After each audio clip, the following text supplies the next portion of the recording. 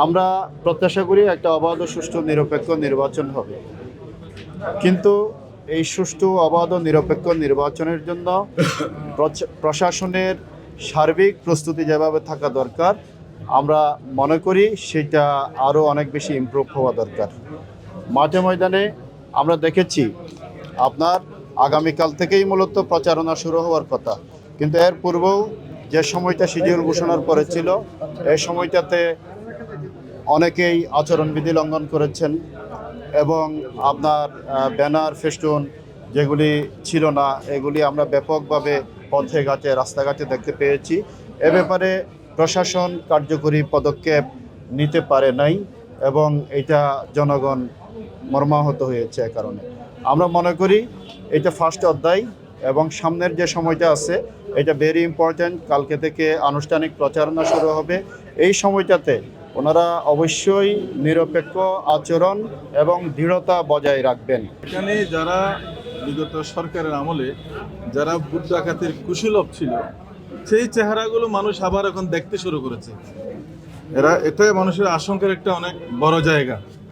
আমরা আশঙ্কা করছি যে এরা যদি সদর পেয়ে আবারও এই নির্বাচনী তৎপরতায় যুক্ত হয় তাহলে এখানে যে কোনো ধরনের আবারও মানে আমাদের ভোট বানচাল বলি বা একটা এই ভোটের ক্ষেত্রে কেন্দ্র দখল বলি বা এ ধরনের একটা পরিবেশ নষ্টের কথা বলি, এগুলো হওয়ার যথেষ্ট সম্ভাবনা আছে। এখন আমরা অতীতে যা দেখেছি, কিছু কিছু ক্ষেত্রে আমরা দেখেছি যে এখানে শতভাগ নিরপেক্ষতা রক্ষা করা হয় নাই।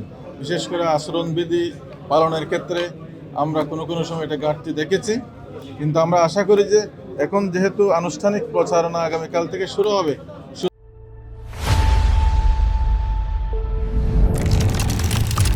সুতরাং প্রশাসন যেন সর্বোচ্চ সতর্কতা অবস্থায় এই লেভেল প্লেইং ফিল্ড তৈরি করা এবং আচরণবিধি মেনে চলার ব্যাপারে যেন ভূমিকা পালন করে। কিছু এলাকা রয়েছে একটু ঝুঁকিপূর্ণ এলাকা। আমরা এই ঝুঁকিপূর্ণ এলাকাগুলোর যারা ভোটার রয়েছে তারা যাতে নির্বিঘ্নে তাদের ভোটাধিকার প্রয়োগ করতে পারে, যেটি যোগাযোগ অনেকটা আমাদের শহর থেকে বিচ্ছিন্ন, তো সেখানে তাদের যদি যথাযথ প্রস্তুতি থাকে প্রশাসনের, তাহলে সাধারণ মানুষ বা ভোটাররা ভোটাধিকার প্রয়োগ করতে পারবে বলে আমি বিশ্বাস করি।